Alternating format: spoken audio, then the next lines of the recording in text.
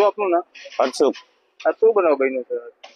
બનાવમાં એવું છે કે હું કોડીનારથી ઘરે જતો હતો, મારું ગામ બલાદર.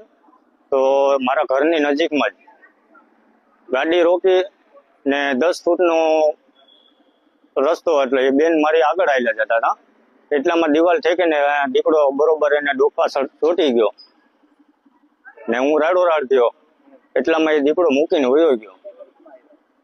અમે તો રજૂઆત એટલી કરીએ જંગલ ખાતામાં કે આ જે તમારા રમકડા છે એને તમે તમારા પાંજરાઓમાં રાખો અથવા અન્ય જગ્યાએ ખસેડો, જેથી કરીને કોઈની જાનહાનિ ન થાય.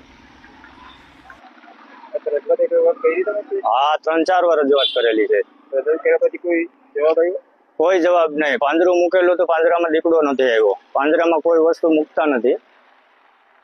તો પીસડા મુરઘાઉના ને તેને મૂકે છે, એને લીધે કોઈ દીકડા અંદર પાંજરામાં આવે નહીં.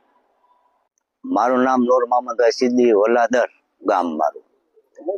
વારંવાર દીપડાનો બનાવ બને.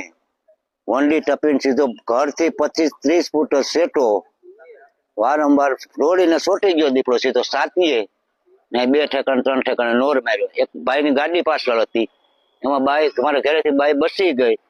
નકર વારંવાર પિંજરું મૂકે એટલે એ મુરગીના પીસડા નાખીને અહીંયા મૂકે. તો અમારે કઈ અમારે ઘરે રહેવું કે ન રહેવું?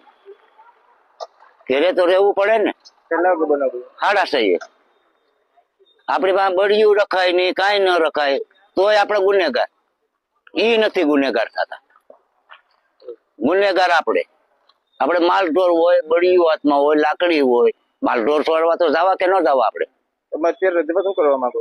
વાહ, કે આને વારંવાર પકડી લે ને અમારો જે કાયદો થતો હોય એ કાયદા હાલે.